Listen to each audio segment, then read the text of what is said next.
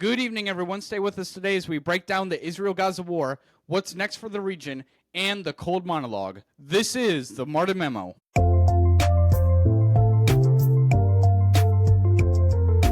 The Martin Memo. Well, folks, the peacemaker-in-chief strikes again. Today, we're diving deep into the Israel-Gaza war, a conflict that has tested alliances, exposed weaknesses in global leadership, and finally, under strong American guidance, reached a hard-won ceasefire. That's right, folks. As of October 17th, 2025, the guns have fallen silent in Gaza. Hostages are coming home, and it's all thanks to decisive action from President Donald Trump. We'll break down the history, the key events, the staggering statistics, and why conservative principles like peace through strength prevailed where Biden's weaknesses failed. So please stick around. To understand the Israel-Gaza war, we have to go back, way back. The roots of this conflict trace to the broader Israel-Palestinian struggle, which conservatives know is fundamentally about Israel's right to exist as a sovereign Jewish state in a sea of hostile neighbors. Israel was established in 1948 after the horrors of the Holocaust, fulfilling biblical prophecy and providing a homeland for the Jewish people. But immediately, Arab nations attacked, leading to wars in 1948, 1967, and 1973. Gaza itself was captured by Israel from Egypt in 1967 in the Six-Day War, which was a defensive masterpiece that shows what happens when you underestimate Israeli resolve. Fast forward to 2005. In a bold move for peace, Israel unilaterally withdrew from Gaza, handing it over to the Palestinians. No occupation, no settlements, just a chance for self-governance. But what did they do? In 2006, Hamas, a terrorist organization backed by Iran and dedicated to Israel's destruction, won elections and seized full control in a bloody coup against Fatah. Since then, Gaza became a launchpad for rockets, tunnels, and terror. Americans remember the thousands of rockets fired at Israeli civilians over the years. Over 20,000 since 2001. That's an average of almost 1,000 per year. This isn't just about land, it's about ideology. Hamas charter calls for jihad and the obliteration of Israel. Iran funnels in weapons, money, and training, turning Gaza into a proxy battlefield. Under Obama and Biden, the U.S. policy flip-flopped, appeasing Iran with the disastrous JCPOA nuclear deal, or as Trump calls it, the worst deal in American history, which poured billions into Tehran for maximum terror sponsorship. Trump wisely pulled out of it in 2018, imposing maximum pressure sanctions that crippled Iran's economy and limited their meddling. But Biden reversed course, easing sanctions and allowing Iran to export oil to China, funding more chaos. This set the stage for the powder keg that exploded on October 7th, 2023. Now let's zero in on the war's ignition point. On October 7th, 2023, a Jewish holiday nonetheless, Hamas launched a barbaric assault on southern Israel. I actually remember exactly where I was on this day. I was preparing for the Army 10-miler. It was early morning. CNN was in on the hotel room, and I remember looking at it and saying, oh my goodness, we are about to go into war. Obviously, that never happened. That never really transpired. But it was a scary moment being in the military, seeing that occur live, that may happen. So I asked my chain of command, who was all around, and they said, no, don't need to worry. Obviously, stay prepared. We'll talk about it when we get back to base. But thankfully, nothing ever transpired and nothing truly happened on our end. On that day, over 3,000 terrorists breached the border, slaughtering 1,200 innocent Israelis in cold blood. Men, women, children, even babies massacred at a music festival, in their homes, on the streets. They raped, tortured, and burned victims alive. It was the deadliest day for Jews since the Holocaust. Hamas kidnapped 250 hostages, dragging them back to Gaza's tunnels. Americans, Europeans, Israelis, including toddlers and the elderly, all dragged back. This wasn't a resistance operation, as the left likes to spin it. It was pure terrorism funded by Iran to the tune of hundreds of millions of dollars annually. So what was Israel's response? Swift and justified. Prime Minister Netanyahu declared war, mobilizing reserves and launching airstrikes on Hamas targets. Conservatives get this. When terrorists attack, you don't negotiate, you eliminate the threat.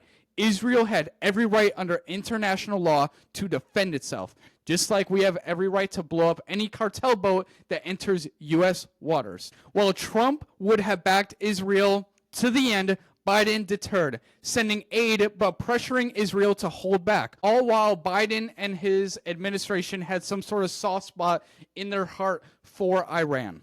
Over the next months, Israel invaded Gaza in phases. First the north to clear Hamas strongholds, then the south. They discovered vast tunnel networks over 300 miles in length, stocked with weapons, command centers, and even hostage holding cells, often under hospitals and schools. Hamas uses civilians as shields, which is a war crime, but the media, they don't want to report on that, of course. Moving on, the war unfolded in brutal stages. By late 2023, Israel had imposed a siege on Gaza to cut off Hamas supplies. No food, fuel, or water until hostages were released. Liberals scream genocide, but conservatives know it's standard warfare to starve our terrorists. Humanitarian pauses allowed aid, but much was hijacked by Hamas. In November 2023, a brief truce saw 105 hostages freed in exchange for 240 Palestinian prisoners, many of which were convicted terrorists. But Hamas broke it, resuming rocket fire. By early 2024, Israel targeted Rafah, the last Hamas bastion. Despite Biden's red lines, Iran escalated it, launching direct missile attacks on Israel, which were thwarted by Iron Dome and U.S. help.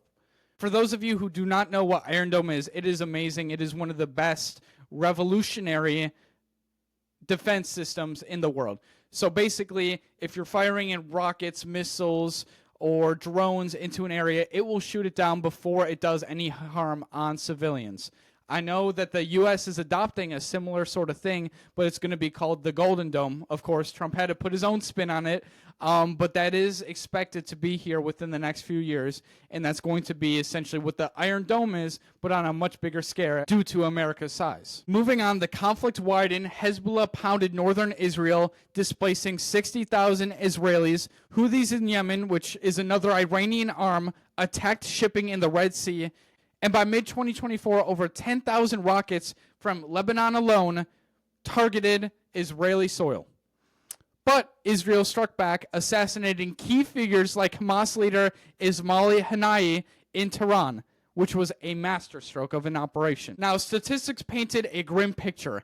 As of October 2025, Gaza's health ministry reported 67,938 Palestinians killed and 170,000 wounded. Tragic, but again, remember where these numbers came from. Hamas-controlled sources, and these also included the fighters.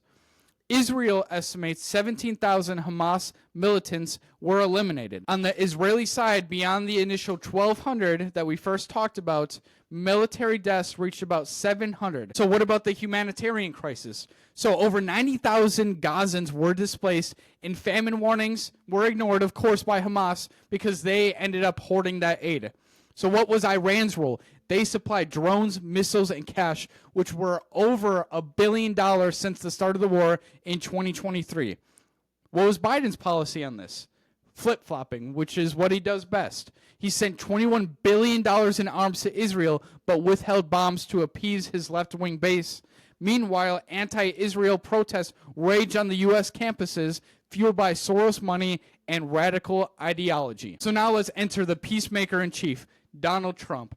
After his 2024 victory, Trump wasted no time. By October 2025, he brokered the Gaza peace deal, which was a historic agreement ending 2 years of war.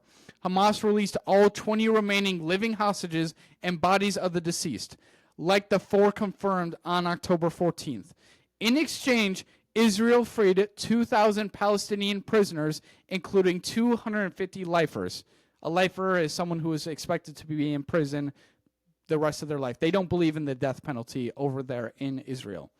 Trump's maximum pressure on Iran worked while Biden's talks failed. He threatened crippling sanctions and military options, forcing Tehran to rein in proxies. Netanyahu praised Trump's ironclad support. Now, this is what real leadership looks like. Strength that brings peace. Polls show Republicans overwhelmingly back Trump's approach, with 58% supporting U.S. troops if Israel is attacked by its neighbors. Now, Biden, his polls tanked, with Americans saying U.S. supported Israel way too much under him, which I think is actually the opposite. He was just too weak, while Trump is too strong. From a conservative viewpoint, appeasement breeds aggression. Biden's Iran policy proved it. Strength deters enemies. Trump's deal ended the war. Israel is our ally against radical Islam. We must stand firm. The human cost is heartbreaking.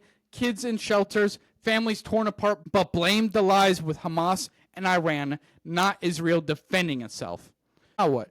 I think it is time we rebuild Gaza without Hamas. Pressure Iran, and remember, Trump's America first means peace through power. So now it's time to move on to my favorite segment of the show, and that is the cold monologue. You ask us questions online. We write it down on a piece of paper, put it in this hat, and then I answer it with my authentic reaction. I have no prior knowledge on what is being asked. My editor-in-chief writes it down on a piece of paper, and then she puts it in this hat, and I answer cold. So this is my authentic reaction. So let's see what the first question is. What are your thoughts on the No Kings protest? Oh, this is great. So the No Kings protest is happening, I believe, tomorrow, the 18th. I think it's stupid. You can make the argument that the executive branch is gaining too much power, but this was not a Trump problem. This was exploited first under Obama, then Trump realized it. Biden really took advantage of it, and now Trump is taking advantage of it as well. So, with that being said, you can make the argument that the executive branch now has too much power. However, this has been an ongoing problem for years now. I don't agree with the protest, obviously. I think they are incredibly stupid. I think this is going to hurt the Democrat Party even more, but you never know, I guess, until you know. So with that all being said, I think that they are being losers all about it. They still just can't get over the fact that Trump won the election. Additionally, I heard that they're potentially going to keep the government shut down until they get their way and until this protest goes on. So I guess we will see on that front. But again, I think this is just another stupid thing that is happening. Well, folks, that's all we have in store for today. Join us on Tuesday as I interview a guest about his new company that's blocking AI in schoolwork. Share your thoughts on X. Follow us on Instagram and Facebook at The Martin Memo, and subscribe on YouTube. Now, in case I don't see you, good morning, good afternoon, and good night. This is The Martin Memo.